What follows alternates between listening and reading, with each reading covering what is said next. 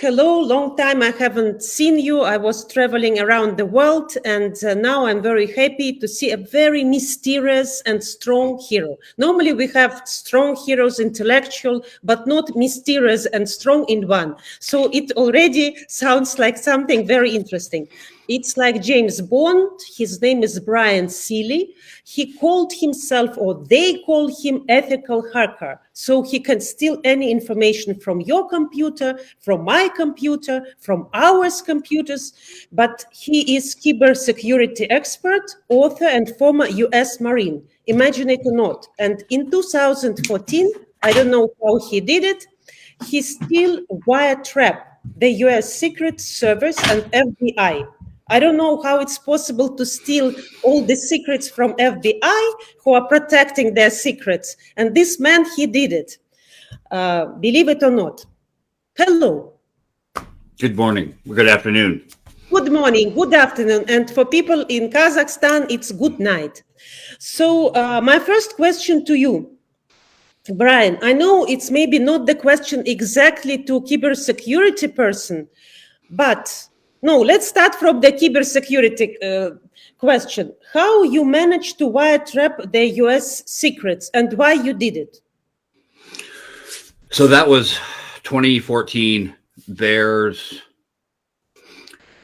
a problem that kind of happens all over the world that affects businesses, that people have found a way to make a fake company to take inbound phone calls and steal business from real companies. So if I set up a fake locksmith or a fake carpet cleaner or some fake business and I want to make 20 of them all over the city and dominate the entire city, I can. So using that on Google Maps or Yelp or White Pages or some sort of mapping program that has like business directories, I can fake the results to manipulate who is in the first position or who is in the second position. Doing that, I replaced the FBI location in San Francisco and the Secret Service in Washington, D.C. with fake. It looked real, but it didn't actually exist. And the phone number, instead of calling me, I just routed it to the real Secret Service or the real FBI. That means when somebody looks up Secret Service on Google Maps, they call the number and they get Secret Service, but I could record all the phone calls.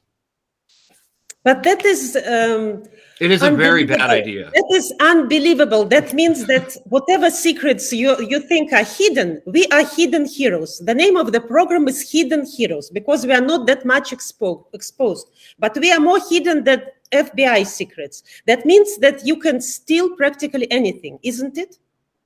Yeah, so you could, if I had decided I wanted to be a bad guy, I could have done the same thing for a law firm, congressman, banks, and I could be recording all of the inbound phone calls. And that means I can't go and steal, using that method, I couldn't steal what's on your computer. I could definitely hear what's going on now and get live information.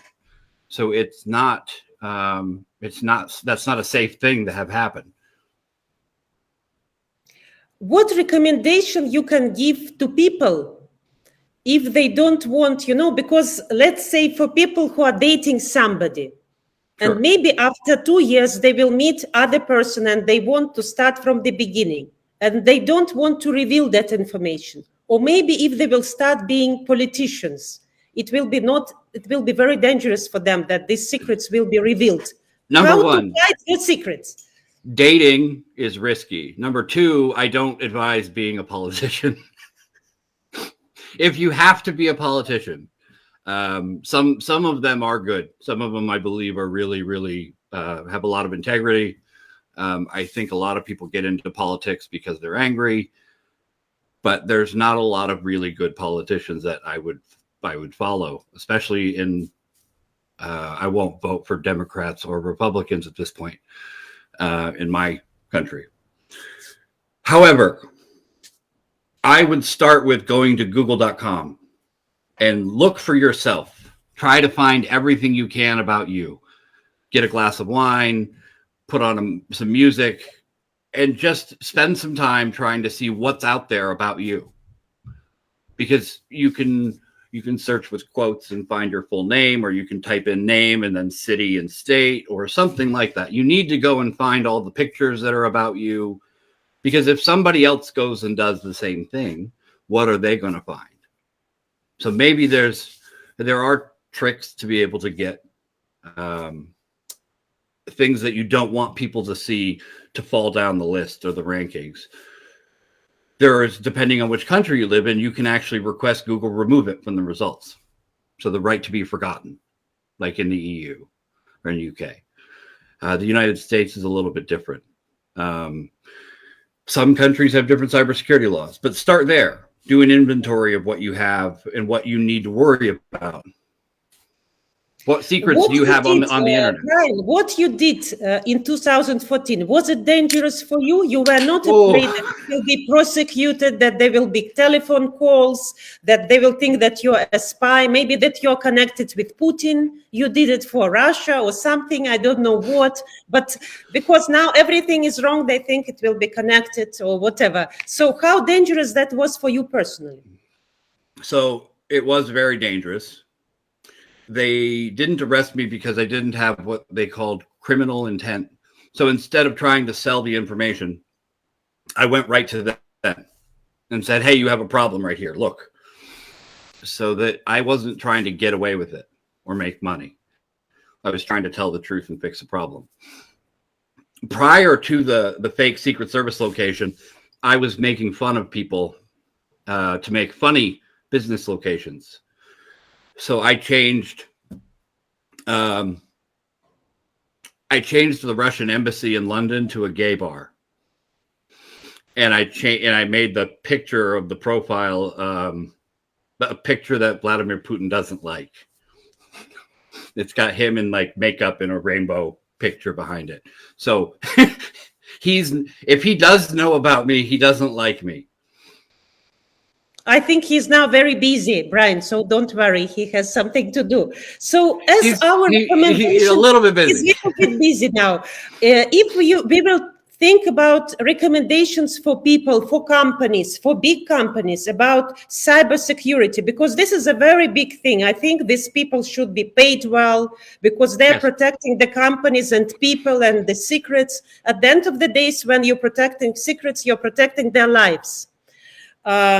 What recommendation you can give them? Maybe you will tell them, hire me, I can save you millions, or find people like me, or at least to do some tips themselves, what they should do to protect their secrets. You don't need 10 people like me, but you need at least one person who can tell the people you have working for you what to go and do, because you either have two kinds of people, the ones who can follow directions or some sort of a plan, but you have to have somebody thinking outside the box who doesn't work on just a checklist.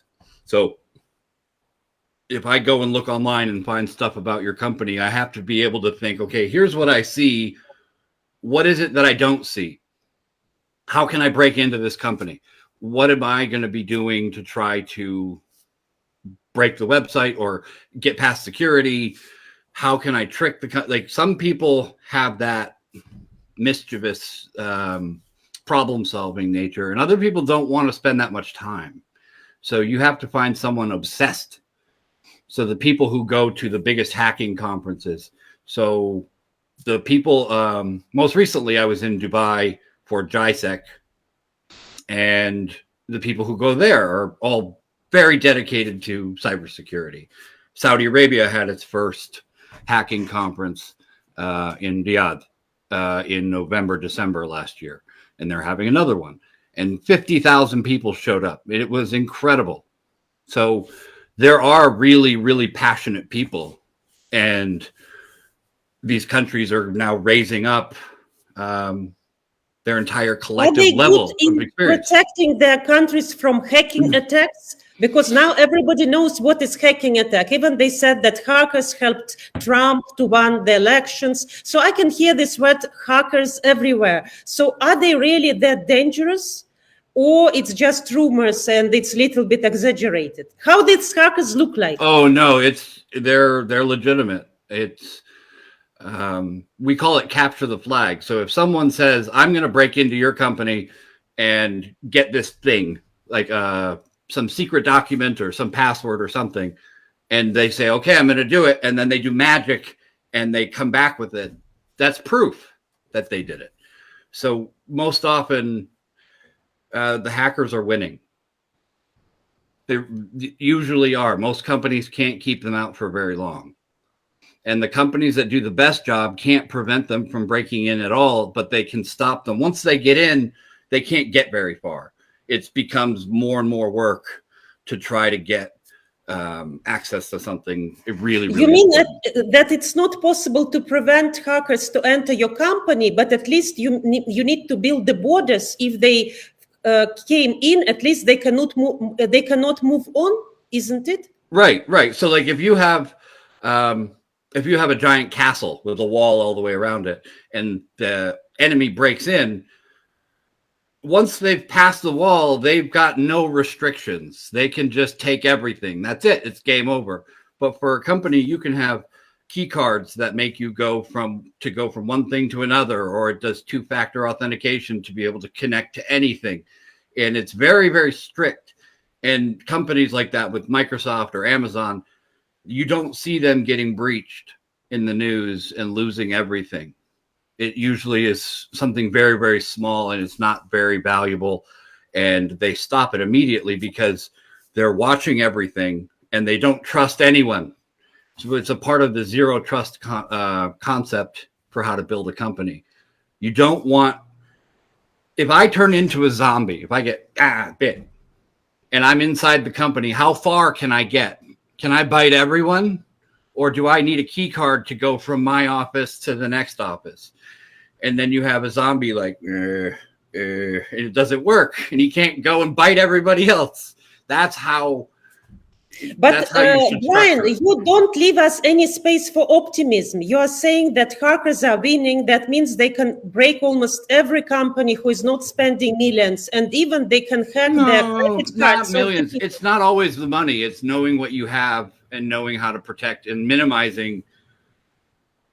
People will go and buy 20 different pieces of software they don't understand, and they don't hire the right people. So build carefully and slowly, but make sure that you're not giving people too many permissions. Least privilege is what we call that. So you don't have to spend millions. You have to hire someone like me to tell you what to do. Either part-time consulting. Let's say if some company will say, I want to buy Bryan Seely's consultations, I want to hire that guy. Are you available? Are your service available, or you consult only FBI? Oh, no, they didn't want me to consult with them afterwards. They were kind of hurt. Yes, I am available. You can find me on bryanseely.com, on LinkedIn, on Twitter. And I work with a company in Dubai as a strategic advisor called Spire Solutions, and they sponsor both of those big conferences. I'm in the Middle East at least 4 or 5 times a year. I'll be back in Japan visiting family and friends. So I'm all over the world. I'm available. You were U.S. Marine, which is completely different from a hacker. What make you, and how you make, where you feel more comfortable, being U.S. Marine or being a hacker or being a consultant and speaker? Oh, I'm more comfortable being a speaker. I like talking with people. I like educating. I like meeting new people from other countries. I was comfortable as a Marine, and the hacking concept, it sounds like it's different, but to be a hacker, you have to know a lot about everything. You have to be very disciplined. Even if you're lazy in one area of life, you're passionate about this one thing. Marines are very dedicated and passionate about whatever it is they do, whether it's working out or study or combat practice, whatever the thing is. So they have hackers in the Marine Corps. And many times you go from the military, you'll go to the NSA, or you can go from military to something else, depending on what type of security clearance you have. So I know quite a few hackers who were Marines, and some of the best ones are. That is very interesting coincidence, I should say. And that's my final question, Bryan. It has nothing to do with your US Marine or about hacking. It's just I want your personal advice. I'm working recently a lot on conflict solving. And unfortunately, these days we have a lot of conflicts between nations, between countries, between the worlds. What do you recommend if you meet one person who is supporting one party, like Democrat, the other one who is supporting Republican, or one is supporting Russia, and the other one is supporting Ukraine? It doesn't matter. It's just different camps. But you want to be the friends with them. You want to continue relationships. Imagine it is your wife. You don't want to divorce her only because you are Democrat and she's Republican. It will be too much. From US Marine point of view and the hacker point of view, a person who knows a lot, how you will advise them to continue their negotiation and to stay friends? Is it possible or not possible, in your opinion? It's possible. I have the last couple of years has been very divided in my country between Democrats and Republicans. And so I know a lot of Republican friends don't have any friends who are Democrats, because either the Democrats will say something that's very rude or mean, or possibly not true, and then or the Republicans will say the same thing, and it turns into fighting. So I have several really close friends who I've asked, I was like, do you have any other Democratic or liberal type friends? And they said no. And I'm like, well, what about me? And they're like, well, you're different, because I don't want to win the argument. I want to understand their side. So ask questions to find out what they believe, and find out, okay, is what they believe rooted in this? Is it consistent? I don't like this because this. I want free speech for everybody, but some people like free speech, but only when it's good for them. And then as soon as so there's hypocrisy for a lot of people. If it's rooted in an honest place, I can get along with you. My point is, I'm going to tell the truth no matter what. I'm going to tell you what I believe, and I'm going to research it. If I don't know, I'm going to say I don't know. I don't have an opinion, or I haven't done any research on this thing, and then I'll go and do some research. So why do we ask politicians what their opinion on transgender people are? Or why do we ask politicians what their religious preference are? My country's supposed to be separate. It's supposed to say church is over here. You can be any type of religion. You can do that type of religion. You can speak about it, but the government doesn't care which religion you are. We're not going to help. We're not going to hinder. We're not going to stop you from believing or speaking. But some people want it to be the same. I want to just figure out, if I want to win, I should know more information than I have now. I want to learn as much information as possible, but I don't want to make anyone feel stupid. I don't want to beat somebody Intellectually. emotionally. Yeah, if I want to find out where the logic problem is, or if there isn't one, then we can agree to disagree.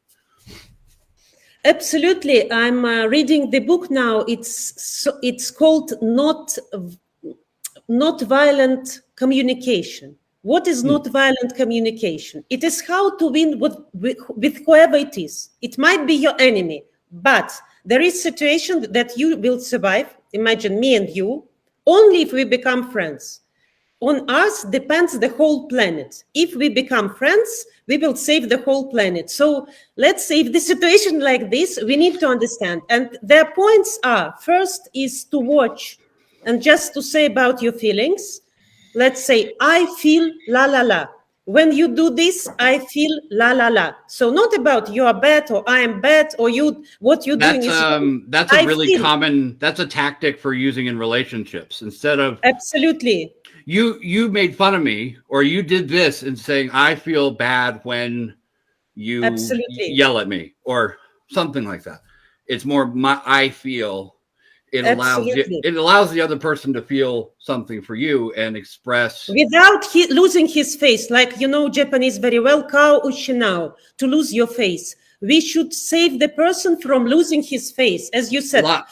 A lot of people will back themselves into a corner, and then they turn into a wild animal because you have no place to go and you're scared, and it's just fighting to try to get out. Like, I was trying to explain this to somebody else about the political situation, how does Russia leave Ukraine and save face? How do the Russian people not feel like they lost? Because they didn't.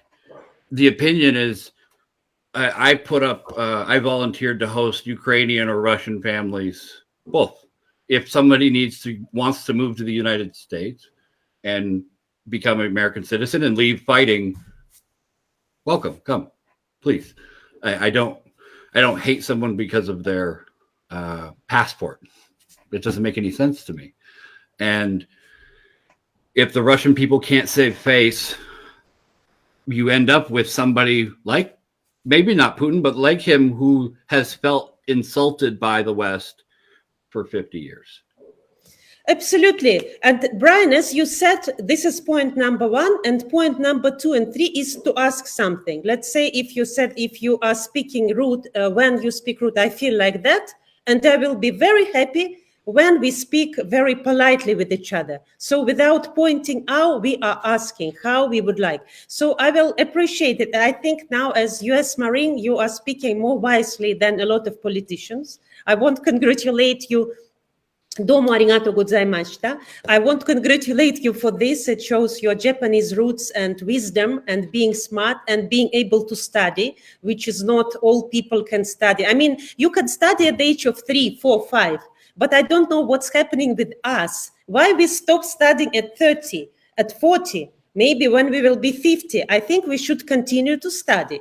And that's why kids are so funny and cute, because they're curious. And I think the secret to us is to be curious about each other, as you said. Ask I think questions. so. Oh, I agree. When the pandemic, it was about a year, there was a lot of misinformation, a lot of videos coming out. I had certain very, very Republican friends, Trump supporters, who were starting to send me videos, not because they wanted to convince me that I was wrong, but because they started wanting to know if I was good, if I could tell them if that was the truth or not. They'd say, okay, how many people actually died from COVID? Can you tell me if these numbers are wrong? And there was one, it was like a meme, it was like a photograph, and it said, the death toll was this number on this date, but then it changed. And they're like, it looks like someone's lying and making up information. And that does what it looks like. But if you dig a little deeper, you find out that all 50 states, the reporting time for deaths is different. So on May 1st, there's 1,000. And then on May 30th, there's 2,000. They're like, why did it change? Well, you have to go and read fine print somewhere to find out that answer is nuanced. It has it's not a simple explanation. It's Alabama reports differently than Alaska. They all have different requirements. So by the next year, the number will be final, but it takes a year. So we won't know.